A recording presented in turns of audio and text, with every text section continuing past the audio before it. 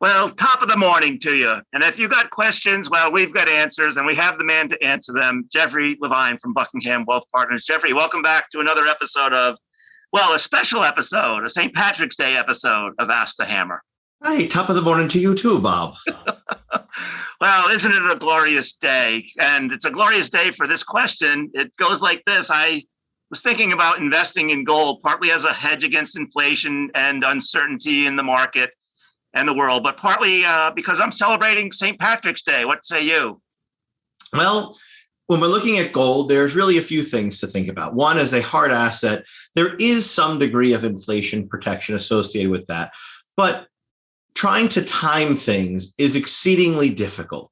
If you're going to have gold as a part of your allocation, if you believe in precious metals as a part of your ongoing allocation, I can understand that. Where I see individuals get into more difficult circumstances is viewing gold in terms of safety, right? Like, ooh, gold is safe. If you look at the price of gold historically, it has fluctuated quite a bit. And some people have lost substantial amounts, almost in many cases equivalent to what you might lose in a market scenario. Perhaps the timing is different, but I guess the key point here is that you shouldn't think of gold as something that can't lose value. Now, if you're going to own gold, there comes a question of how do you own gold, right? Because you could own gold owning an ETF. You could own gold literally going out and buying coins or bars of gold. And then if you're going to do that, where do you hold the gold? Do you physically hold gold in your home? Well, then you have storage issues, right? And protection issues and theft issues. If you are going to own it in an account like an ETF, do you want to own it in your taxable account or in your IRA or in your Roth IRA? These are all the questions that one should consider. And it's worth noting one other item here is that if you profit on gold, the IRS treats that profit as a collectibles tax, which means it could be up to 28% on the capital gain side, not the maximum 20% or the rate that most people pay of 15% on the long-term capital gain side. So I'm guessing when you talk about holding gold, is it okay to put it in a pot at the end of a rainbow or? Listen, however you get your gold is okay with me. Now, the one place you can't put it, right, is if you own this gold in an IRA, you can't keep it at your house. I have seen this over the years where people watch these commercials and they see like, oh, you've got to have gold. Gold is the only thing to own. And they talk about owning gold in your IRA, and they show these people like opening up vaults in their house with these gold bars and coins. That doesn't work. If you want to hold gold in an IRA, you can either do it with an investment, like a registered investment, like a mutual fund or an ETF, or you can hold some physical gold. It has to meet certain minimum IRS fineness requirements, and it's the fineness required for a futures contract. If we really want to go down this hole, right, to find that gold at the pot at the end of the rainbow. If we want to go down this, right, maybe we're not going down the hole, we're following the rainbow, whatever it may be.